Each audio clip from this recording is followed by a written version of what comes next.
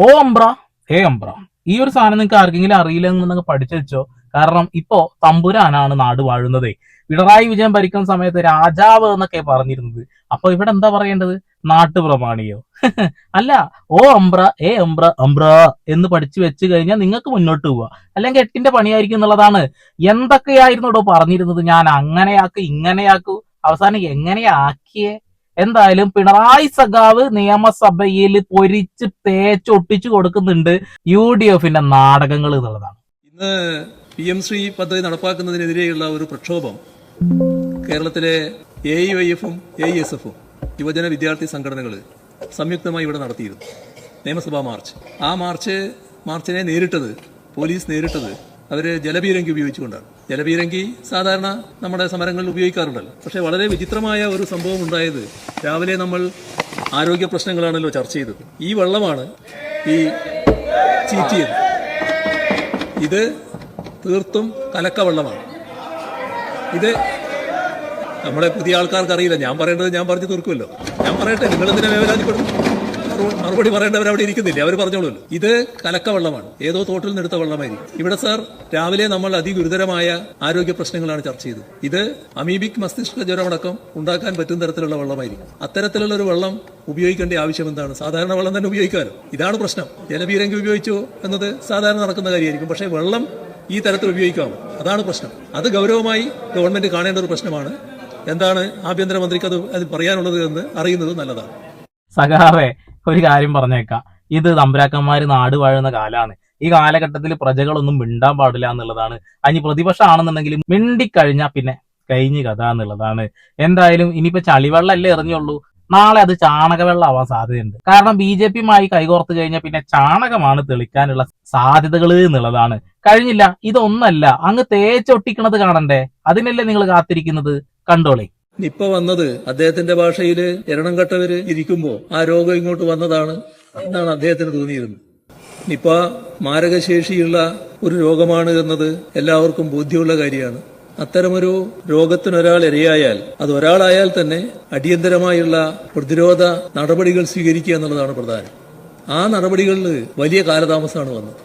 Nipah വന്നത് അദ്ദേഹത്തിന്റെ ഭാഷയിൽ എരണം കെട്ടവര് ഇരിക്കുമ്പോ ആ രോഗം ഇങ്ങോട്ട് വന്നതാണ് എന്നാണ് അദ്ദേഹത്തിന് തോന്നിയിരുന്നത്. ഏതായാലും ആ എണ്ണം കെട്ടവർ ചെയ്തൊരു കാര്യങ്ങളുണ്ടായിരുന്നു.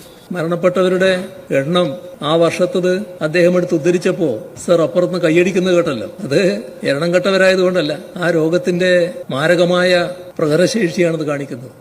അങ്ങനെ സംഭവിച്ചപ്പോ നാടാകെ പ്രതിരോധത്തിന്റെ ഭാഗമായി അണിനിരന്നിരുന്നു. തുടർന്ന് എല്ലാ ഘട്ടത്തിലും നാം സ്വീകരിച്ച പ്രതിരോധ നടപടികളുണ്ട്. ആ പ്രതിരോധ നടപടികൾ ഒരു ഘട്ടത്തിലും സർക്കാർ മാത്രമെന്ന നിലയിലായിരുന്നില്ല, എല്ലാവരും കൂടിയായിരുന്നു.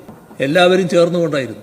എല്ലാവരെയും ഒന്നിച്ചണിനിരത്തല് ഇതിലേറ്റവും പ്രധാനമാണ്. ആ തരത്തിൽ തന്നെയുള്ള ഇടപെടലുകൾ തുടർച്ചയായി നടന്നതാണ്.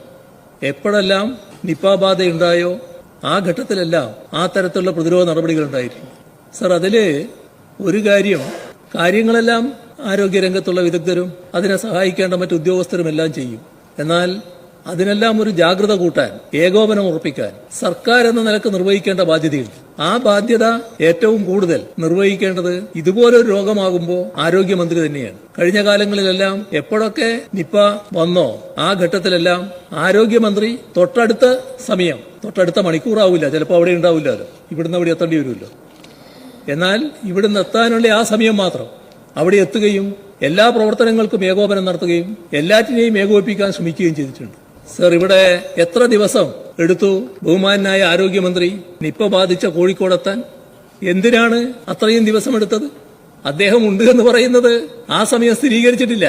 നമുക്കറിയാലോ, അദ്ദേഹം കോഴിക്കോടുകാരനാണ്, ഇത് എല്ലാവർക്കും അറിയാലോ. അദ്ദേഹം കോഴിക്കോട് ഉണ്ടായിട്ടുണ്ടാവും, പക്ഷേ ആ സമയം സ്ഥിരീകരിച്ചിട്ടില്ല.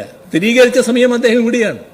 മറ്റെല്ലാം മാറ്റിവെച്ച് അവിടെ എത്തി കാര്യങ്ങൾക്ക് നേതൃത്വം കൊടുത്ത് എല്ലാവരെയും ഏകോപിപ്പിക്കാൻ ശ്രമിക്കണ്ടേ? ആ ശ്രമം ഉണ്ടായോ? എന്തുകൊണ്ടാണ് ഇല്ലാതിരുന്നത്? അപ്പോ സാധാരണഗതിയിൽ ചെയ്യേണ്ട കാര്യങ്ങൾ ചെയ്തില്ല എന്നത് നാം കാണുന്നു. മദ്യനയത്തിന്റെ പിന്നാലെ പോയിട്ട് ബക്കാളിയുടെ വില കുറച്ചു കൊടുക്കാൻ നിൽക്കുന്ന സമയത്ത് ഇതിനൊക്കെ എവിടുന്നാണ് നേരം ഉണ്ടാവുക? മുഖ്യമന്ത്രി പോലും ചിലപ്പോൾ ഒന്നും അറിഞ്ഞിട്ടുണ്ടാവില്ല എന്നുള്ളതാണ്. എന്തിനു പറയുന്നത്, ആരോഗ്യമന്ത്രി തന്നെ കാര്യങ്ങളൊക്കെ അറിയുന്നത് എല്ലാം കഴിഞ്ഞതിന്റെ ശേഷം എന്നുള്ളതാണ്. ഞാൻ അതിലും വലിയ കോമഡി എന്ന് വെച്ചിട്ടുണ്ടെങ്കിൽ മറ്റുള്ള മന്ത്രിമാര് എന്തെങ്കിലും അറിയണം എന്നുണ്ടെങ്കിൽ എല്ലാം നടപ്പിലാക്കിയതിന് ശേഷം എന്നുള്ളതാണ്. അതായത് മുഖ്യമന്ത്രി അവിടെ ഇരുന്നിട്ട് എന്തെങ്കിലും പറയും, അതൊന്ന് നടപ്പിലാക്കും. ഇവരിത് അറിയണമെങ്കിൽ മാധ്യമങ്ങൾ ചർച്ച ചെയ്യുമ്പോൾ അപ്പൊ മാത്രം അറിയുന്നു എന്നുള്ളതാണ്. ഇതൊന്നും കൂടാഞ്ഞിട്ട് ഒരു ഡയലോഗ് അടിച്ചിട്ടുണ്ട്. ആ ഡയലോഗ് കൂടി നിങ്ങളൊന്ന് കേട്ടു നോക്കി. ഏതായാലും വരട്ടെ, നാളത്തെ കോടതിയുടെ കഴിയട്ടെ. ഏത് മന്ത്രി? അത് വീട്ടിൽ ജനം വീട്ടിലിരുത്തിയവരുടെ തന്നെ ആര് മറുപടി പറയും? പോയി പണി നോക്കണം. പോയി പണി നോക്കാൻ പറയുന്നുള്ളത്. 5 കൊല്ലം കഴിഞ്ഞാൽ വീട്ടിലിരിക്കേണ്ടി വരും ചേട്ടാ. പിന്നെ ആ കൊടി പിടിച്ച് നടന്നിട്ടൊന്നും ഒരു കാര്യം ഉണ്ടാവില്ല. കാരണം നിങ്ങളെ പുറത്താക്കാൻ മുസ്ലിം ലീഗ് തന്നെ കൂടെ നിൽക്കുന്നുള്ളതാണ്. ഇടതുപക്ഷ ജനാധിപത്യ മുന്നണിയുടെ കൂടെയൊക്കെ അവർ ചേരാനുള്ള സാധ്യതയുണ്ട്, അല്ലെങ്കിൽ സ്വതന്ത്ര രാഷ്ട്രീയ പാർട്ടിയായിട്ട് അവർ മാറാനുള്ള സാധ്യതകൾ ഏറെയാണെന്നുള്ളതാണ്. പിന്നെ ശൈലജ ടീച്ചറൊക്കെ കുറ്റം പറയാനും മാത്രമുള്ള യോഗ്യത ഇവനൊക്കെ എവിടുന്ന വന്നൊരു പിടുത്തം കിട്ടുന്നില്ല കേട്ടോ. വവ്വാലിൽ നിന്നാണ് അത്ര ഉണ്ടാകുന്നൊക്കെ പറഞ്ഞ് കളിയാക്കിയവനല്ലേ ഇവനൊക്കെ. കൊള്ളാം, കേരളത്തിന്റെ ആരോഗ്യമന്ത്രിയാണ് പോലും. ഇവരെ പോലെയുള്ള ആളുകളൊക്കെ എന്തിന്റെ അടിസ്ഥാനത്തിലാണ് ആരോഗ്യമന്ത്രിയാക്കിയെന്നൊരു പിടുത്തമില്ലേ? കുറച്ച് വിവരമുള്ള ആരെങ്കിലൊക്കെ പിടിച്ചാക്കണ്ടേ. പിന്നെ ജനാധിപത്യ രാജ്യമല്ലേ, അവര് ചോദിക്കുന്ന ചോദ്യത്തിന് ഉത്തരം പറയാനില്ലെങ്കിൽ ഇല്ല എന്ന് പറയണം. വീട്ടിലിരുത്തിയവരെ കഥയൊന്നും പറയാൻ നിൽക്കണ്ട. വീട്ടിലിരുത്താൻ ജനങ്ങൾ തന്നെ തീരുമാനിച്ചാൽ മതി. ഇടതുപക്ഷത്തിന് വോട്ട് ചെയ്ത ആളുകൾ തന്നെ UDF-ന് വോട്ട് ചെയ്തിട്ടുണ്ട്, അത് മനസ്സിലാക്കണം.